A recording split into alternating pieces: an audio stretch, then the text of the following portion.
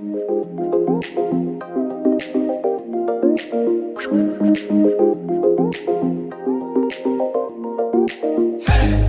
guys, today is Monday, December 4th, so where I am right now is actually I'm in Tsukiji. So currently here just to get some food, but for the most part we're gonna go around a couple areas today to do souvenir shopping. Seeing how I'm planning on leaving pretty soon, I probably need to do shopping today, tomorrow, and maybe just a little bit on Wednesday, but we'll see if I decide to extend my trip or not. But we're gonna walk around and then probably try to sample a couple things at Tsukiji here, and then walk into a random restaurant. So for the most part, I think pretty much any of the sushi places around Tsukiji is probably very good. And we're just gonna hunt around to see something that I may like. Alright, so we're gonna head into Ichiba-dori. I think this is like an alley. For the most part, there's a lot of restaurants here in this little alleyway. Alright, the place that we're gonna eat at is Tsukiji Hare no Hi Shokudo. So this is what the restaurant looks like. It's right next to the uni shop right here. So let's go in. So here we'll show you the interior of this restaurant. So it's pretty spacious. They have a lot of seats here. So here is their menu. This looks pretty good. Kaizendan, omakase sashi moridan. Ooh, too many choices to pick from. They have one for grilled if you don't like eating raw fish. I think we're gonna get either this DX number 3, which is like double. Oh look, 246, 280. And then there's number 4, the Kiwami Dan. Ooh, so we ordered our number 4 Kiwami Dan. But also I saw this. So they have order 1 seafood bowl and you get a special price of 800 for lightly broiled sea urchin plate. So we're gonna eat this. Pretty excited. The going price of uni that I've seen around here, you can get like one little fresh shuck one for 500, 1,000, and 1,500. So it's $5, $10, $15, but the quality of it differs. But for the most part, I think I'll be okay just getting the lightly broiled sea urchin plate.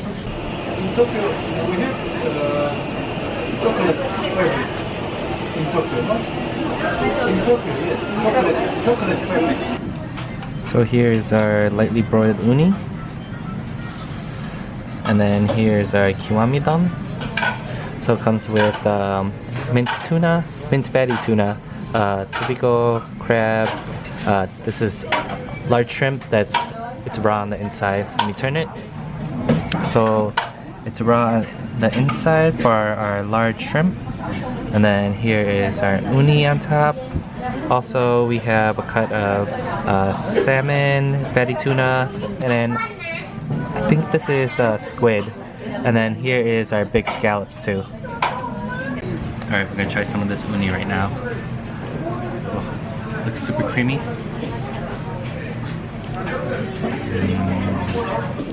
This uni was really good. It was a little bit creamy, sweet, a little bit smoky because of the torch. It's pretty awesome.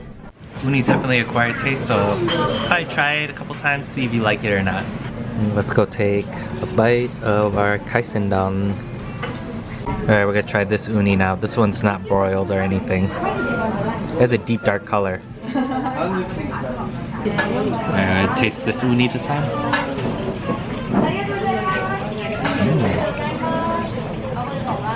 Very good. Texture is a lot different from the broiled one. This one's like more fluffy, light, a little sweet. Oh, very good. I think this is my squid.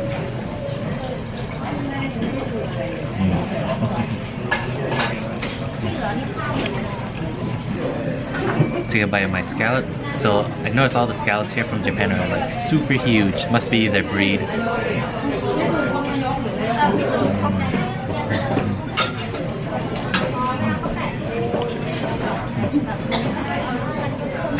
Oh, super soft, no fibers, you can just bite into it easily. Sweet, very good. Definitely though, I think what you need also to try is the shrimp here in Japan. So they have like live shrimp that they just pretty much deshell it and then they devein it and then they serve it to you. Like the shrimp quality here is so superb. Shrimp is good.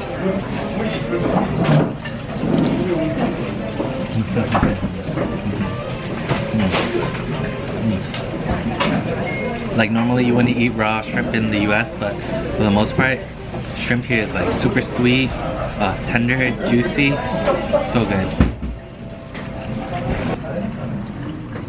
And definitely don't forget the shrimp head. There's like guts inside of the shrimp. That's really good with your rice.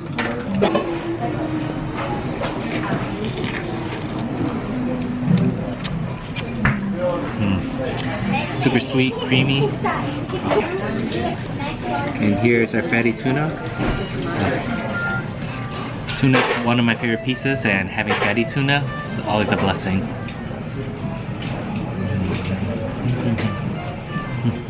Tuna super fatty, rich, melts in your mouth. So there's definitely one more piece that I had to try, which is this minced tuna. And it's not just any kind of minced tuna, it's like super fatty minced tuna. Alright, we're gonna try this minced tuna now.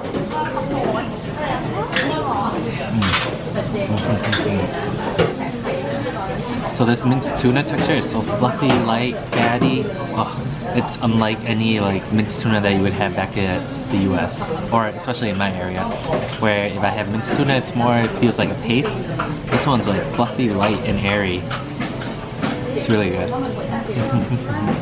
For the most part, I don't think you can go wrong with any of these shops here. If you're just like eating it naturally, where it's just your seafood cut, rice, wasabi, and pickled ginger, you can't go wrong anywhere. But if you're looking for like high class, excellent service, like pristine atmosphere and everything, maybe this place is not for you, because for the most part, much of these shops are much older. So they've been here for a long time, so they're like more rustic, old, and for the most part it's a fish market. But the food here, quality wise, is exceptional. For the most part I'm in a good spot. I could probably definitely eat more sushi, but this never fills me up. It's the problem with me. But we're gonna explore around the area a little bit, buy some souvenirs, and then pick up a couple items. For the most part, usually it's a busy area in Tsukiji. But like when it gets closer towards around 2-3 o'clock, it gets pretty empty. Most of the shops either take a break or they close for the day. Tsukiji is primarily an early morning thing, so you want the best cuts of fish, come in the morning. But if you're here to eat, you can come in the morning, like real early in the morning, like at 2 a.m. or something like I did. Or you can just come normally for lunch at some of the other places, and then there'll be a couple hour break in the afternoon, and then you can go get dinner around like 5 o'clock here. Ooh, so this is the place that I've been wanting to visit. So it's Ippodo Tiko. So I had the pleasure of visiting the New York Ippodo Tiko, and it's by far one of the best tea experiences that I've had. So here's the inside of Ippodo Tiko. It's pretty nice in here. It's very minimalistic for the design. So they sell a variety of tea here. So you can see like the colors. So there's matcha, gyokuro, sencha, bancha, hojicha. I like the ice cream. Hojicha and maichi. At this location at Ippodo Tiko, there's a tea room inside on your right. And once you're seated, they'll hand you a menu which is in Japanese and in English, which is a plus. And you can order tea from here. And each cup of tea comes with a little confectionery dessert, which is nice as well. So they have specials here since it's almost the end of the new year, but this one starts December 15th. Unfortunately, probably would want to try this one. But they have Obokucha, Genmaicha, Good Fortune tea.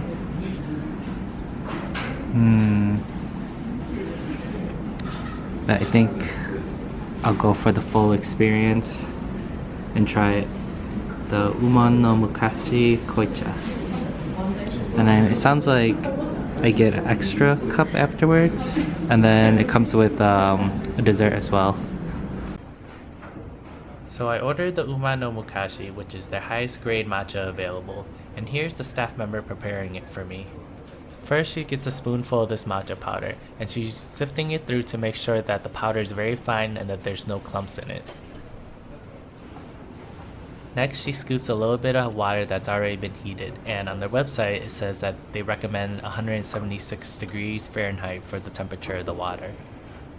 Next, she uses a tea whisk in order to blend the matcha powder with the hot water that she just added to the bowl. In this case, I guess she didn't add enough water, so she added a little bit more water to the bowl. But the reason why this tea looks a lot thicker than what we're used to, I never even knew this existed. Apparently this is called Quach.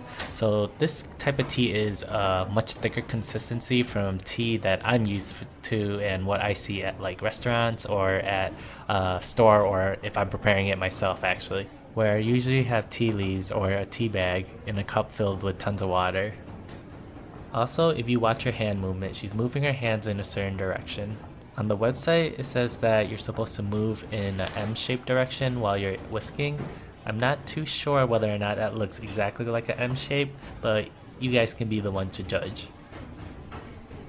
So she's almost done preparing this tea, and what she's going to do is add just a little bit more water in order to make it less thick. I wanted to show this uncut video of her making this quach because personally I've never seen it before, and I thought it was actually pretty cool watching her make this quach for me. But at the end of it, you get this vibrant, dark, rich matcha color, which is pretty awesome.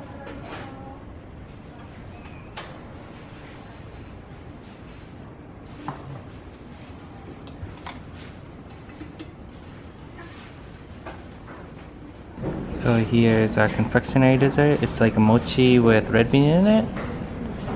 Oh, and here's our matcha.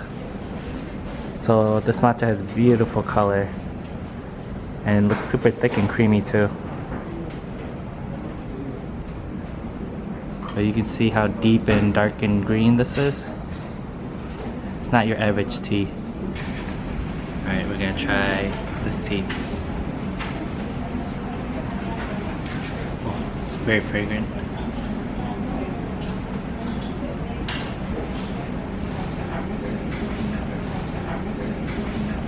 Oh, this thing is like super thick, rich, a little bitter. Most part it's very good. Like the taste of it, it's probably like the thickest green tea that you ever had. Much thicker than the ice cream that I had at Suzuki-in around Asakusa. The matcha is very fragrant here. So here is our red bean mochi. Wish I can cut this. Or it's cut into two already. Awesome.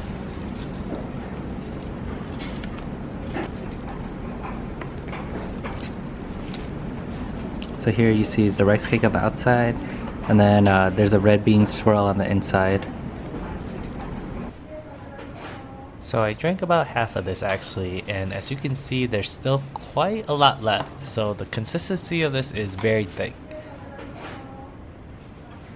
Definitely though, if you're a matcha fan, I would definitely try this. Like, it's a unique experience. You can definitely taste the full richness of the matcha, and also like the subtle sweetness and the bitterness and saltiness at some points too. But if you're just okay with green tea, okay with matcha, I don't recommend getting this. Get something that's much lighter because your appreciation for it may not be the same. So now that we pretty much finished our quach, they're gonna mix the remnants of this with hot water as well, so we get a secondary cup of tea. Once I finished my quach, the staff member asked if I was ready for the second stage, which is the usucha. So what she's going to do now is she's going to use my bowl that has the remnants of the quach, and she's going to add a little bit more hot water to it and take out the whisk and whisk it all together. So usucha is the second type of way that the tea can be prepared, and this is something that I recognize since it has more water in it. But once she starts whisking it, you notice that it becomes very light, very thin, and also it starts to froth a little bit at the top. You can see how light and frothy this usucha is as I swirl it around in the bowl. especially since I just showed you how thick the koicha was.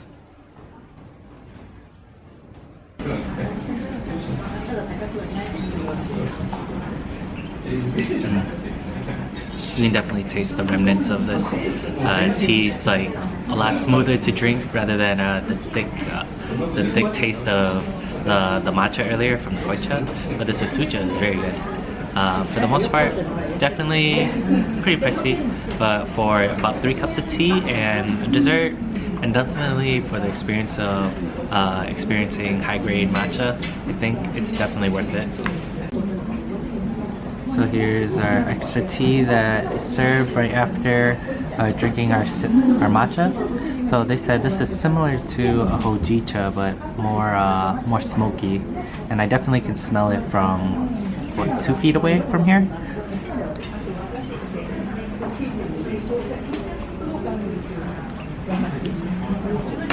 Oh, this tea is interesting. Like, I've never had such a smoky flavor to my tea before. It definitely reminds me of like my smoker back at home, like smoking like hickory, cherry wood, apple wood. This tea kind of reminds me of that smell. Well, not just the smell, it kind of reminds me of the smell and the taste of it.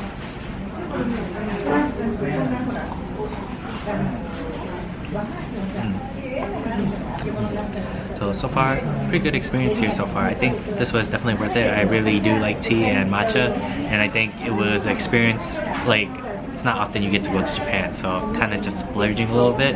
But definitely, if you're not a fan of matcha or you're just okay with it, I don't recommend you getting the highest grade. I'd probably go somewhere like in the middle, and then just try a variety of it.